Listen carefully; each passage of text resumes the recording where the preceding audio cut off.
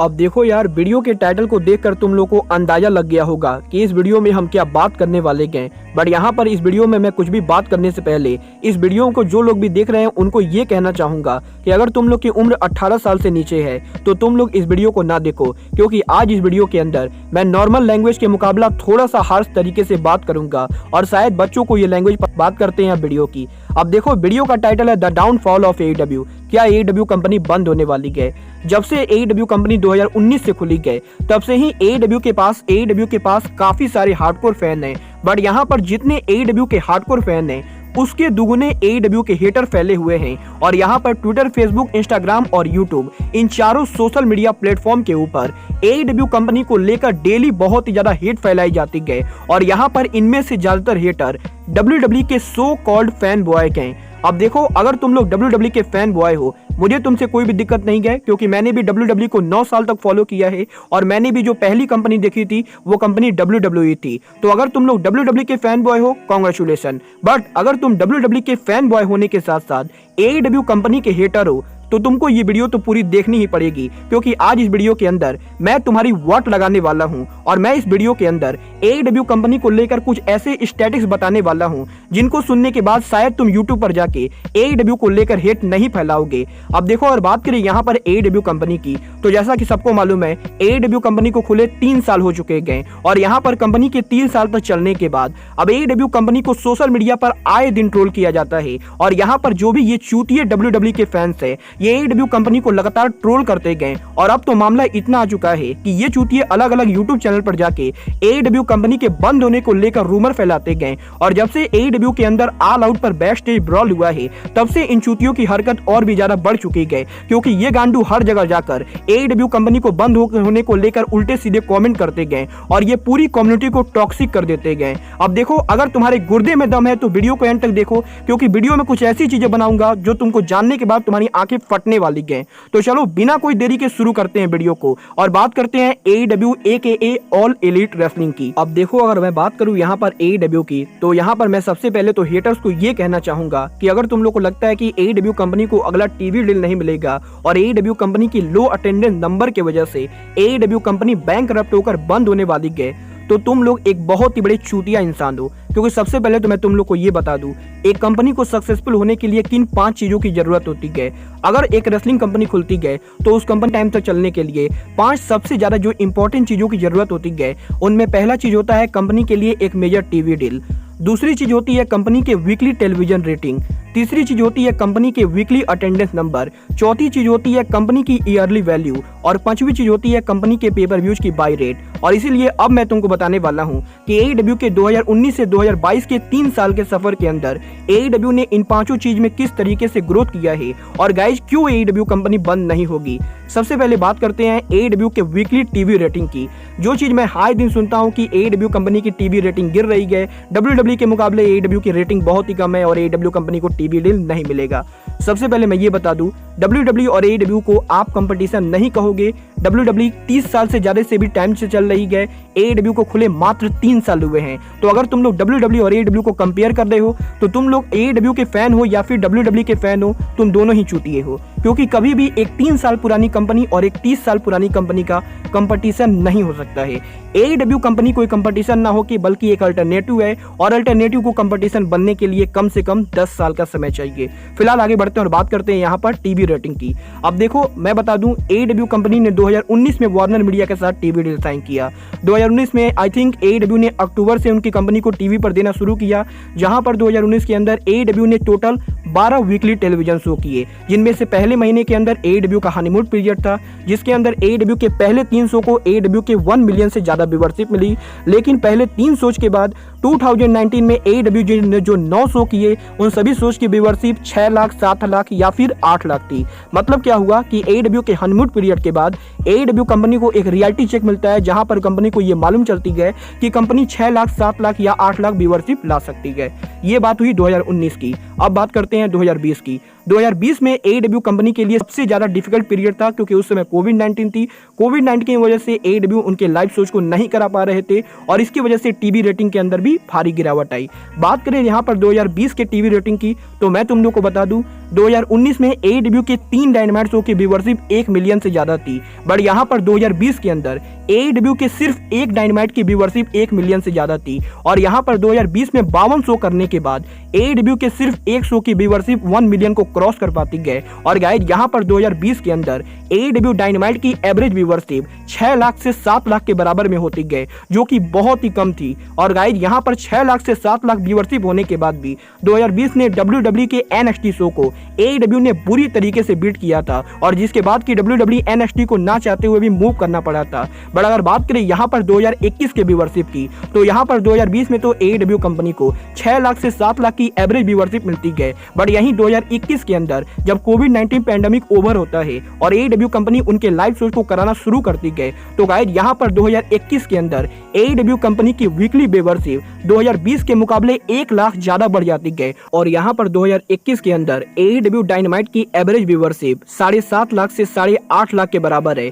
और अगर तुम लोग को लग रहा है कि मैं झूठ बोल रहा हूँ, तो मैं तुम लोग को डिस्क्रिप्शन में एक लिंक दे देता हूँ, उस लिंक पर जाकर तुम लोग देख सकते हो कि AEW कंपनी के 2019 में खुलने के बाद आज तक AEW के किस डायनामाइट को कितनी व्यूअरशिप मिली गए। क्योंकि यहाँ पर एवरेज व्यूअरशिप को निकालने के बाद 2019 को अगर हम छोड़ देते गए तो 2020 में AEW डायनामाइट की एवरेज व्यूअरशिप करीबन 6 लाख से 7 बराबर थी, बट वहीं 2021 के अंदर AEW के व्यूअरशिप में 1.5 लाख से भी ज्यादा व्यूअरशिप बढ़ती गए। और यहाँ पर 2021 के अंदर AEW डायनामाइट की वीकली व्यूअरशिप एवरेज तौर पर 7 लाख से लेकर 8.5 लाख के बराबर थी, बट यहीं 2022 के अंदर AEW डायनामाइट की वीकली व्यूअरशिप एवरेज तौर पर 9 लाख से लेकर 1 मिलियन के बीच में पहुंच चुकी है। और यहाँ पर 2020 के मुकाबले AEW डायनामाइट की एवरेज वीकली डायनामाइट की व्यूअरशिप 3 लाख से भी ज्यादा रहती गए। और यहाँ पर एवरेज व्यूअरशिप के अंदर AEW के 2022 में जो भी डायनामाइट हुए हैं, उन डायनामाइट को 9 लाख से लेकर 1 मिलियन बीच में व्यूअरशिप मिली गए। और अगर बात करूँ यहाँ पर 1 मिलियन व्यूअरशिप की, तो यहाँ पर 2019 के अंदर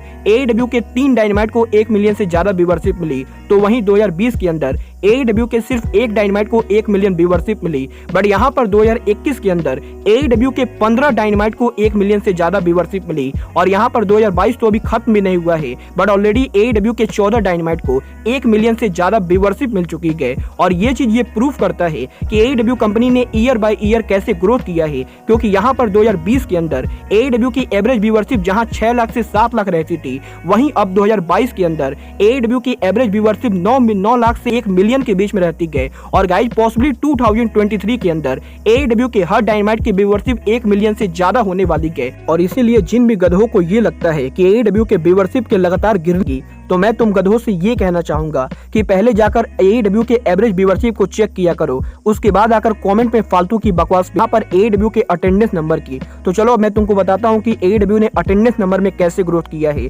सबसे पहले बात करते हैं 2019 के अटेंडेंस की। अब देखो 2019 में AEW ने 12 शो किए, जिनमें से पहले महीना AEW का हनीमून पीरियड था, के लिए AEW के अटेंडेंस नंबर काफी स्ट्रॉन्ग थी। तो 2019 की तो हम बात ही नहीं करेंगे। बात करें 2020 की, 2020 में कोविड-19 था, AEW ने लाइव शो नहीं किए, तो इसकी अटेंडेंस की भी हम बात नहीं करेंगे। बात करेंगे 2021 और 2022 की। 2021 में AEW ने जितने भी शो किए, उनमें से एवरेज डायनामाइट की व्यूअरशिप 6200 के बराबर थी। मतलब क्या हुआ कि AEW ने 2021 के अंदर जो उनके 52 डायनामाइट शो किए, उनमें से एवरेज डायनामाइट की थी। बट अगर यही बात करें 2022 की, तो अभी तो 2022 खत्म भी नहीं हुआ है, बट यहाँ पर 2022 के अंदर AEW डायनामाइट की एवरेज व्यूअरशिप 6000 से 7000 के बराबर है। और यहाँ पर अगर सभी डायनामाइट के स्टेटस को निकाल कर एवरेज किया जाए, तो AEW डायनामाइट के एवरेज अटेंडेंस के अंदर पिछले साल के मुकाबले AEW के पर डायनामाइट के ऊपर 1000 से लेकर 1200 तक ज्यादा अटेंडेंस। और ये चीज वो प्रूफ करता है कि AEW कंपनी ने अटेंडेंस के मामले में भी पिछले सालों के मुकाबले इस साल ज्यादा ग्रोथ किया है। और यहाँ पर AEW के वीकली डायनामाइट शोज के ऊपर AEW के ऊपर फैंस काफी ज्यादा अवेलेबल हुए हैं। और यहाँ पर जिन शोज के ऊपर AEW ने CM पंक जैसे बड़े स्टार्स को अपीयर किया है, उनके ऊपर AEW के ऊपर करीबन 300 से 400 की ज्यादा अटेंडेंस है। और इसीलिए अगर तुमको ये लगता है कि AEW के शोज पर अटेंडेंस नहीं होती है, तो तुम लोग को अटेंडेंस नंबर को चेक करना चाहिए। क्योंकि गाइस यहाँ पर अटेंडेंस नंबर के मामले में AEW ने व्यूअरशिप से भी ज्यादा ग्रोथ किया है। और अगर तुम लोग को नहीं मालूम है, तो मैं तुम लोग को बता दूं, WWE के बाहर अमेरिका के अंदर आज तक किसी भी शो के टिकट को बेच के किसी भी कंपनी ने 1 मिलियन की रेवेन्यू नहीं की थी। और गाइज एनजेपीडब्ल्यू और आरओएच के मेडिसन स्क्वायर गार्डन शो को अमेरिका के अंदर 1993 के बाद आज तक किसी भी शो ने 1 मिलियन डॉलर का गेट नहीं किया था। बट यहाँ पर 2022 के अंदर एडब्ल्यू वो पहली कंपनी बनी गई जिसने एक साल के अंदर ही 4 ऐसे शोज किए हैं जिनके टिकट को बेचकर एडब्ल्यू ने 1 मिलियन ज्यादा का रेवेन्यू किया है। और यहाँ पर एडब्ल्यू और एनजेपीडब्ल्यू का फॉरबिडन डुएल पेपर व्यू, एडब्ल्यू का 2022 में हुआ डबल और नथिंग पेपर व्यू, एडब्ल्यू का ऑल आउट पेपर व्यू और एडब्ल्यू का हुआ ऑथर एस स्टेडियम में ग्रैंड स्लैम पेपर व्यू, इन चारों शोज के टिकट को बेच के एडब्ल्यू ने करीबन 1 मिलियन से ज्यादा के रेवेन्यू की गए। और यहाँ पर ये चीज इस चीज को प्रूफ करता है कि एडब्ल्यू कंपनी की फैन बेस दिन पर दिन बढ़ती जा रही है, क्योंकि गाइड यहाँ पर प्रो रेसलिंग इंडस्ट्री के अंदर डब्ल्यूडब्ल्यू के बाहर एडब्ल्यू वो पहली कंपनी है जिसने एक साल के अंदर 4 ऐसे शोज किए हैं जिन चारों शोज ने 1 मिलियन से ज्यादा के टिकट में रेवेन्यू की गए। और अगर बात करूँ यहाँ पर डब्ल्यूडब्ल्यू की, तो वैसे तो मुझे डब्ल्यूडब्ल्यू से कोई भी प्रॉब्लम नहीं है। डब्ल्यूडब्ल्यू के फैन बॉयज को लगता है कि डब्ल्यूडब्ल्यू के हर हफ्ते मंडे नाइट और स्मैकडाउन के द्वारा डब्ल्यूडब्ल्यू टिकट बेचकर 1 मिलियन का रेवेन्यू करती है। तो मैं तुम लोग को बता दूं, डब्ल्यूडब्ल्यू कंपनी के हिस्ट्री के अंदर आज तक डब्ल्यूडब्ल्यू ने 4 ही ऐसे रॉ और स्मैकडाउन शो कराए गए जिनके टिकट को बेचकर डब्ल्यूडब्ल्यू ने 1 मिलियन से ज्यादा के रेवेन्यू की गए। और यहाँ पर तुम लोग देख सकते हो स्क्रीन के ऊपर, यही वो 4 शोज हैं जिनके टिकट को बेचकर डब्ल्यूडब्ल्यू ने 1 मिलियन से ज्यादा के रेवेन्यू की गए। तो इसीलिए तुम लोग को इस चीज को लेकर तो बिल्कुल भी हेट नहीं फैलाना चाहिए कि डब्ल्यूडब्ल्यू एडब्ल्यू के मुकाबले टिकट को बेचकर ज्यादा रेवेन्यू करती है। हालांकि डब्ल्यूडब्ल्यू के इंटरनेशनल पेपर व्यूज के ऊपर एडब्ल्यू के मुकाबले काफी ज्यादा नंबर होते गए और इस चीज को मैं बिल्कुल भी डिक्लाइन नहीं करूंगा। बट यहाँ पर बात करेंगे एडब्ल्यू के वीकली डायनामाइट के एवरेज अटेंडेंस की, तो मैं तुम लोग को बता दूं एडब्ल्यू डायनामाइट का अटेंडेंस ईयर बाय ईयर बढ़ते जा रहा है। और अगर एडब्ल्यू सीएम पंक और दूसरे बड़े सुपरस्टार्स को लाने में कामयाब होती है तो 2023 के अंदर एडब्ल्यू के वीकली डायनामाइट की एवरेज अटेंडेंस 7 लाख से 8 लाख के बीच में होने वाली है। अब देखो ये तो बात हुई डायनामाइट के अटेंडेंस की, बट अगली चीज जो एडब्ल्यू कंपनी को सक्सेसफुल बनाने के लिए जरूरी है वो है एडब्ल्यू कंपनी के पेपर व्यूज की बाय रेट। अब बात करूं अगर यहाँ पर एडब्ल्यू के पेपर व्यूज के बाय रेट की, तो देखो यार यहाँ पर मैं पेपर व्यूज के बाय रेट को लेकर ज्यादा लंबा डिस्कशन नहीं करूंगा, क्योंकि अगर यहाँ पर मैं हर पेपर व्यू के बाय रेट को बताने बैठ गया तो ये वीडियो 50 मिनट से भी लंबी हो जाएगी। और इसीलिए मैं तो यहाँ पर तुम लोग को स्क्रीन पर एक रिकॉर्ड देखना चाहूंगा, जिस रिकॉर्ड को देखकर तुम लोग को ये मालूम चलेगा कि एडब्ल्यू ने ईयर बाय ईयर कैसे पेपर व्यूज के बाय रेट के अंदर किस तरीके से ग्रोथ किया है। आप देख सकते हो यहाँ पर इस स्क्रीनशॉट के ऊपर मेरे पास एडब्ल्यू के डबल और नथिंग, ऑल आउट और AW full gear revolution paper view, चारों पेपर व्यू के बाय रेट के रिकॉर्ड है। और तुम लोग इन बाय रेट के रिकॉर्ड में क्लियरली देख सकते हो कि 2019, 2020 और 2021 के अंदर एडब्ल्यू के हर पेपर व्यू के बाय अंदर एडब्ल्यू ने कितने बेहतरीन तरीके से ग्रोथ किया है। और क्योंकि यहाँ पर 2022 अभी खत्म नहीं हुआ है तो इसीलिए मैं 2022 के पेपर व्यू बाय रेट के नंबर को लेकर बात नहीं करूंगा। बट यहाँ पर इन रिकॉर्ड को तुमको मालूम चलेगा कि कैसे एडब्ल्यू पेपर व्यू बाय रेट के मुकाबले में हर साल 20,000 से 30,000 की ग्रोथ कर रही है। और पॉसिबली 2025 तक एडब्ल्यू के हर पेपर व्यू की बाय रेट 2 लाख से ऊपर वाली है। और यहाँ पर पेपर व्यू के मामले में एडब्ल्यू कंपनी काफी ज्यादा सक्सेसफुल रही है। और इसीलिए जिन लोगों को ये लगता है कि एडब्ल्यू के पेपर व्यू को कोई भी खरीद कर नहीं देखता है, तुम लोग अपनी आंखें बंद कर सकते हो, क्योंकि तुम गधों ने कभी एड खरीद कर नहीं देखा है और तुम गधों को कुछ भी नहीं मालूम है। अब देखो ये तो बात हुई एडब्ल्यू के पेपर व्यूज के बाय रेट की ग्रोथ की, बट जहां तक बात रही एडब्ल्यू कंपनी के ओवरऑल ग्रोथ की, तो चलो मैं तुम लोग को ग्रोथ का एक और बहुत ही इंपॉर्टेंट फैक्टर बताता हूँ। मैं बताता हूं तुम लोग को एडब्ल्यू कंपनी की ईयरली नेटवर्थ। अगर तुम लोग को मालूम नहीं है कि नेटवर्थ क्या है तो मैं तुम लोग को बता दूं, एडब्ल्यू कंपनी ने एक साल में कितना रेवेन्यू किया है उस चीज को कंपनी का नेटवर्थ कहते हैं। अब बात करूं अगर यहाँ पर 2019 में एडब्ल्यू कंपनी के नेटवर्थ की, तो क्योंकि एडब्ल्यू कंपनी 2019 में काफी लास्ट में खुली थी तो इसीलिए 2019 के हम नेटवर्थ को लेकर बात नहीं करेंगे। बट जहां तक बात रही 2020 के नेटवर्थ की, तो यहाँ पर 2020 के अंदर एडब्ल्यू कंपनी ने $63 मिलियन से ज्यादा का रेवेन्यू किया था। और यहाँ पर 2020 के अंदर एडब्ल्यू कंपनी ने $60 मिलियन का रेवेन्यू किया था। बट वहीं 2021 के अंदर एडब्ल्यू कंपनी का ये रेवेन्यू करीबन 20% बढ़ गया था, क्योंकि यहाँ पर 2020 में $63 मिलियन का रेवेन्यू करने के बाद 2021 में एडब्ल्यू कंपनी ने करीबन $84 मिलियन का रेवेन्यू किया है। और यहाँ पर 2020 के मुकाबले एडब्ल्यू कंपनी का रेवेन्यू 21% बढ़ चुका है। बट वहीं अगर बात करूं यहाँ पर इस साल के रेवेन्यू की, तो यहाँ पर ये साल तो अभी खत्म भी नहीं हुआ है और इससे पहले ही टोनी खान ने इस चीज को कंफर्म कर दिया है कि 2022 के अंदर एडब्ल्यू कंपनी ने अभी तक $100 मिलियन से ज्यादा का रेवेन्यू कर दिया है और यहाँ पर अभी इस साल के खत्म होने में 4 महीने बाकी गए। उसके बावजूद भी AEW कंपनी ने 2022 के अंदर $100 मिलियन से ज्यादा का रेवेन्यू किया है। और अगर यहाँ पर हम इन साल के अंत तक देखें तो आज पॉसिबली साल के अंतिम तक AEW कंपनी 110 मिलियन डॉलर का रेवेन्यू करेगी, जो कि लास्ट ईयर के मुकाबले करीबन 30 मिलियन ज्यादा होने वाला है। और ये चीज इस चीज को प्रूफ करता है कि AEW year by year company के रेवेन्यू को बढ़ाती जा रही है। और यहाँ पर 2020 में AEW के सिर्फ $63 मिलियन के रेवेन्यू करने के बाद मात्र 2 सालों के अंदर AEW ने उनके रेवेन्यू को लगभग दोगुना कर दिया, क्योंकि यहाँ पर 2022 के अंदर AEW के एक्सपेक्टेड रेवेन्यू $110 मिलियन है। और अगर यहाँ पर 2 साल में कोई भी कंपनी अपने रेवेन्यू को दोगुना कर देती है तो ये चीज तो इस चीज को बिल्कुल ही क्लियर दिखाता है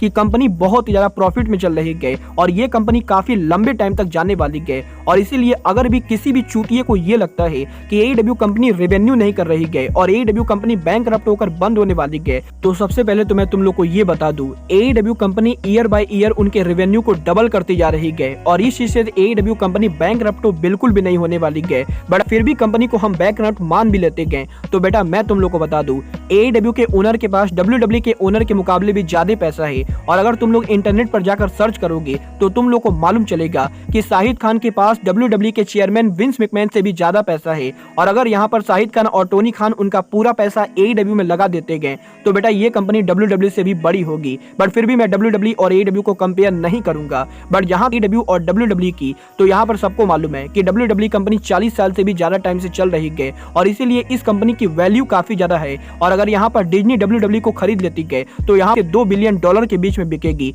बट यहाँ तक बात रही AEW के वैल्यू की, तो अब मैं तुमको बता दूं, अगर टोनी खान इस समय AEW कंपनी को बेचते गए तो गाइस ये कंपनी करीबन $400 मिलियन से भी ज्यादा में बिकने। और अमेरिका में स्टैनफोर्ड यूनिवर्सिटी ने इस चीज को कंफर्म किया है कि टोनी खान की कंपनी की वैल्यू इस समय करीबन $400 मिलियन से भी ज्यादा है। और गाइस यहाँ पर ये एस्टिमेट 2021 के अंदर लगाया गया था। और गाइस इसीलिए 2022 के अंदर अगर आज के टाइम पर टोनी खान इस कंपनी को बेचते गए तो गाइस ये कंपनी 500 से 600 मिलियन डॉलर के बीच में बिकने वाली है। और इसीलिए जो भी लोग AEW और WCW को कंपेयर करते गए उनको मैं बताना चाहूंगा, जब WCW को WWF ने खरीदा था तो गाइस यहाँ पर WWF ने WCW को मात्र $2.5 मिलियन के अंदर खरीदा था। और इससे ज्यादा तो टोनी खान CM पंक को सैलरी देते गए, क्योंकि AEW के अंदर CM पंक की सैलरी करीबन $5 मिलियन से भी ज्यादा है। और इसीलिए अगर तुम लोग को लगता है कि WCW और AEW बराबर है तो बेटा AEW कंपनी WCW जैसे 1000 कंपनी को खरीद के अपने अंदर रख सकती है। और यहाँ पर टोनी खान ने वैसे भी ROH रेसलिंग को $4 मिलियन देकर खरीदा है, जो कि WCW से ज्यादा है। और इसीलिए अगर तुम लोग WCW और AEW को कंपेयर करते हो तो दुनिया में तुमसे बड़ा चूतिया कोई नहीं है। वेल ये तो बात हुई AEW कंपनी के वैल्यू की। यहाँ पर वीडियो को मैं एक और इम्पोर्टेंट चीज को लेकर बात करना चाहूंगा और वो है AEW का अगला टीवी डील। काफी सारे गधे हेटर्स का ये कहना है कि वार्नर मीडिया AEW कंपनी से अनहैप्पी चल रही है और पॉसिबली वार्नर मीडिया से AEW को अगला टीवी डील नहीं मिलेगा। वेल यहाँ पर तुम लोग इस आर्टिकल को देख सकते हो। इस समय वार्नर मीडिया के हेड ऑफ क्रिएटिव कंटेंट खुद इस चीज को कंफर्म कर रहे गए कि वार्नर मीडिया AEW कंपनी से बहुत ही ज्यादा हैप्पी गए। और गाइज यहाँ पर जब AEW कंपनी शुरू हुई थी तो गाइज वार्नर मीडिया को लगा था कि AEW के वीकली डायनामाइट शो को 4 लाख से 5 लाख के बीच में व्यूअरशिप मिलेगी। बट यहाँ पर AEW ने मात्र 3 सालों के अंदर वार्नर मीडिया के एक्सपेक्टेशन को डबल कर दिया। और यहाँ पर AEW के एवरेज डायनामाइट के 9 लाख से 1 मिलियन व्यूअरशिप मिलने के बाद वार्नर मीडिया AEW के साथ आगे भी काम करने वाली है। और यहाँ पर वार्नर मीडिया AEW के साथ साथ पॉसिबली ROH के टीवी शो को भी अपने नेटवर्क पर लाने वाली है,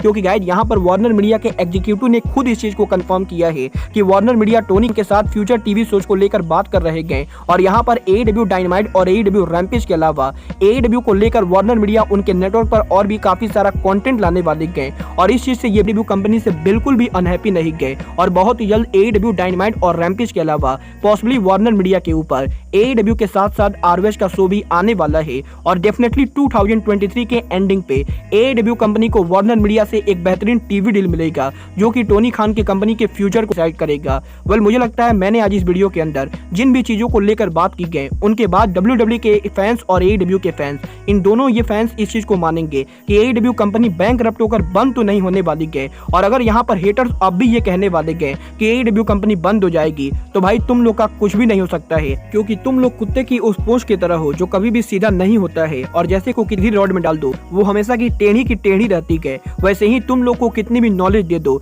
तुम लोग AEW को हेट करना नहीं छोड़ोगे। तो इसीलिए मैं तुम लोग के माइंड को तो नहीं चेंज कर सकता हूँ, बट डेफिनेटली यहाँ पर जो लोग तुम लोगों से एडवर्ट होते गए और जो लोग तुम लोग की बातों को सुनकर ये सोचते गए कि सच में AEW कंपनी बंद होने वाली गए, उन लोगों की आंखें खुलने वाली गए। और इस वीडियो को देखने के बाद डेफिनेटली काफी सारे लोग इस चीज से एग्री करेंगे कि AEW कंपनी इस समय तो बंद नहीं होने वाली गए। वेल, अगर तुम लोग को ये वीडियो अच्छा लगा तो वीडियो को लाइक जरूर करना, और जो भी लोग AEW कंपनी को हेट करते हो वो लोग कमेंट में आकर मुझे गाली जरूर देना। बट आज के इस वीडियो में बस इतना ही। मैं मिलता हूँ तुम लोगों से अपने अगले वीडियो में, बट तब तक के लिए goodbye, good night and bang.